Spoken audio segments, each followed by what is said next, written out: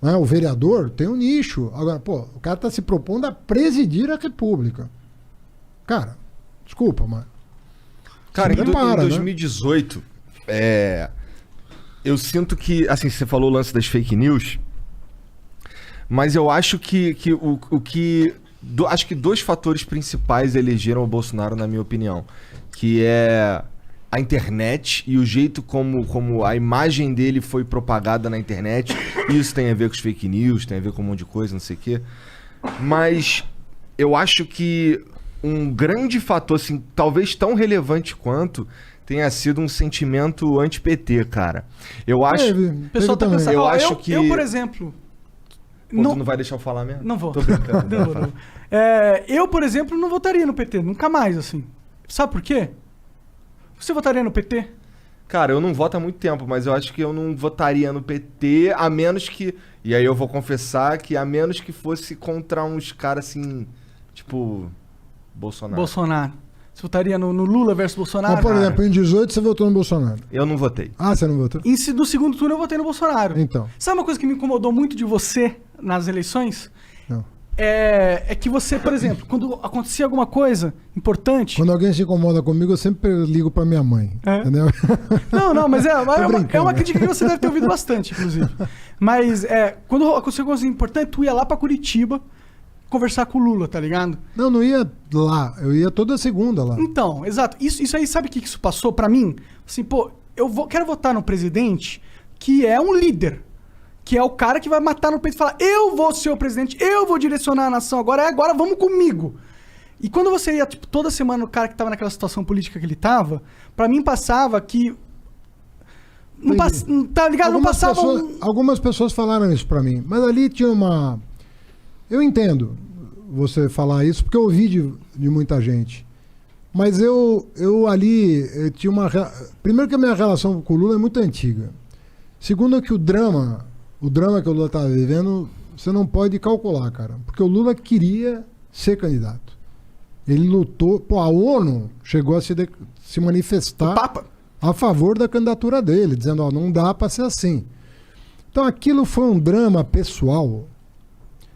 E eu imaginava que, putz, se eu não fosse solidário ali, sabe? Se eu parecesse não ser solidário na dor que ele estava sentindo, e na dor que todos nós estávamos sentindo, mas nunca comparável a dele, né? Porque quem estava preso lá era ele. Perdeu a mulher, perdeu os... Puta, olha, meu, o cara foi um... O sobrinho dele morreu também. Morreu o neto? Neto. O irmão. O que eu quero dizer para você é o seguinte, não é uma situação que vai se repetir, né? É uma situação que acontece uma vez na história de um país. Não vai acontecer de novo uma coisa tão dramática como aquilo. Hã? Ele ser preso novamente? Não da maneira. Não da maneira, entendi. Não vai acontecer. Nem vai ser preso. Acho que não? Eu tenho certeza que não. Absoluta. Nem deveria ter sido. Hã? E o Eduardo Cunha? O Eduardo Cunha passou uns bons anos preso, né? Foi solto agora com a decisão do STF. Mas eu acredito que é possível que ele volte, porque a hora que transitar em julgado a sentença, é bem capaz dele voltar. Entendi. Na minha opinião. Agora, eu acho assim, corrupção é um negócio muito grave. A gente sabe que um centavo aqui vai fazer falta para alguém que mata, né? Corrupção mata, né? Que tá precisando. Agora,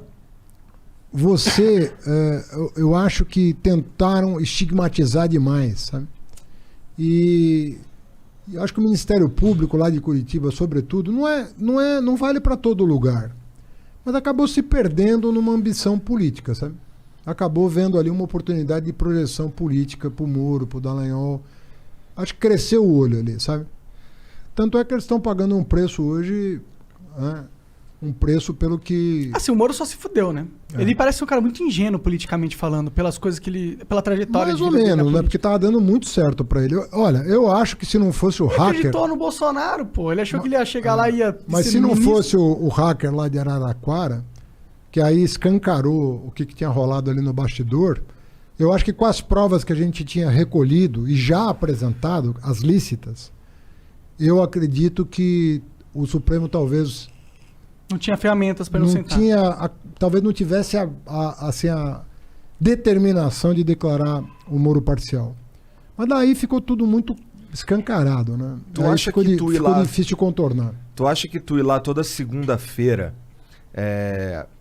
e fazer e usar isso de mídia, ou a tua equipe usar isso de mídia, tipo, porra, o Haddad foi lá Não, falar. não usamos. Nunca usamos. Ficou... Não. Usaram sim, Hanai. Não. Talvez você ou sua equipe não usaram, mas eu não fico sabendo, eu não fico pesquisando. Não, tá mas Toda hora que você ia lá, apareciam momentos, entendeu? Isso, mas aparecia no jornal justamente para gerar essa sensação que você sentiu. Sim. E você acha que eu tô errado em sentir essa sensação? Entendi. Claro que tá. Será? Eu vou dizer porque tá. Obviamente, tá errado em relação ao que eu sei que eu sou. Ah, claro. Eu não conheço você profundamente. Exatamente. Né? Você não tá só errado em sentir o que você sentiu. Sim. Tanto é que eu tô falando, eu vi isso de muita gente. As pessoas próximas de você, imagino que devem... Mas, às vezes, as pessoas são levadas a concluir a formar um juízo a respeito de uma figura pública que não corresponde à realidade. Entendeu? Mas, pô, se o Lula decidisse alguma coisa, pedisse um favor pra você, eu tenho certeza que você... Até como ministro, eu tinha um nível de independência... Pô, eu era subordinado ao Lula, era nomeado por ele. O meu nível de independência em relação às decisões que eu tomava era absurda. Muito grande. Para não falar como prefeito. Tenho minha maneira de ser. Agora, às vezes algumas pessoas confundem um grau de lealdade, de correção com a pessoa que está vivendo uma situação que você sabe que é difícil, confunde às vezes com isso. E é natural que confunda. Será que o Haddad vai ter independência para governar? Será que o Haddad... Normal, cara. Não questiona um cara sentir isso. Agora, quem me conhece mais de perto sabe que não há hipótese disso, entendeu? Porque quando você assume a chefia de um Estado, meu amigo, você não vai ter tempo de pegar o telefone e ligar.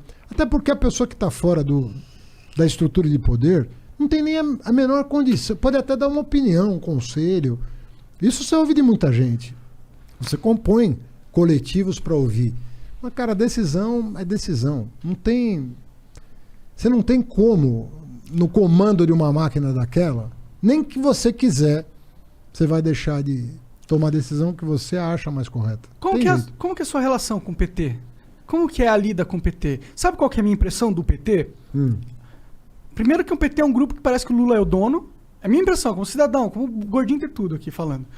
Parece que o Lula é dono dessa parada, tá ligado? Que é um partido, uma ferramenta do cara. E parece que o partido tem um poder muito centralizado. Parece que alguns... Sabe como acontece na mídia? Que tem os barões que capitalizaram? Parece que aconteceu a mesma coisa no PT, entendeu? Tem os barões que capitalizaram o partido, que controlam o partido, eles têm a visão de mundo deles... E eles estão presos ali. Eles não querem sair dali. Eles não conseguem, por exemplo, o PT não consegue formar novas lideranças, entendeu? Você foi a última liderança que surgiu do PT. Depois, e você é um cara que tem muito tempo. Não tem mais. Parece que tem um poder muito centralizador em volta da figura do Lula. O PT parece um partido que não é um partido do povo mais. Ele perdeu antes, ele tinha essa percepção do povo, mas perdeu. Bom, primeiro, é natural que você veja assim também pelo fato de que o Lula está há 40 anos na praça. O Lula foi candidato a presidente em 1989, certo? Se você olhar para o PDT hoje, você vai achar que ele também é um partido do Ciro, que está tudo centralizado. Eu acho, inclusive eu acho. Uhum. Que está tudo centralizado no Ciro. E o mesmo vale para o partido que o Bolsonaro for. Aliás, ele nem vai para um partido que ele não mandar 100% no partido. Então essa visão do cacique do partido é uma visão tradicional no Brasil. No caso do PT, o Lula, até chegar à presidência, era uma figura que sofreu muita contestação. Que ele era radical demais? Não, ele sofria porque assim, tinha outras lideranças que disputavam com o Lula. Entendi. Quando ele chegou à presidência e fez o governo que fez, ele se tornou já subiu um degrau, ou mais do que um degrau, e ficou um cara meio inatingível mesmo, né? Descolado, porque ficou maior que o PT, saiu com 80%, ganhou 2 eleições e fez o sucessor.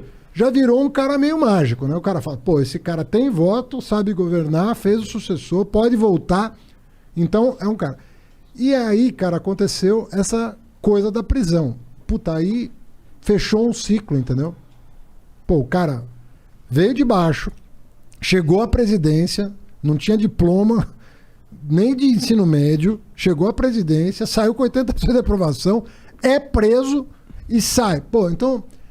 Tem uma história política foda A vida acabou transformando o cara numa personalidade que é difícil reproduzir outra igual, com a mesma trajetória. Uhum. E isso acaba gerando uma situação que pode inibir lideranças de se aproximarem. Isso pode acontecer. Em geral acontece. Agora, não é por... O Lula estimula muito o surgimento de novas lideranças no país inteiro. Será? Hoje em dia? Estimula. Olha, pega os nossos governadores. Né? O Wellington Dias está no 4º mandato. É uma figura que surgiu. Pô, a gente chama até hoje de índio. É um indígena, caramba. Você pega a Fátima Bezerra lá no Rio Grande do Norte.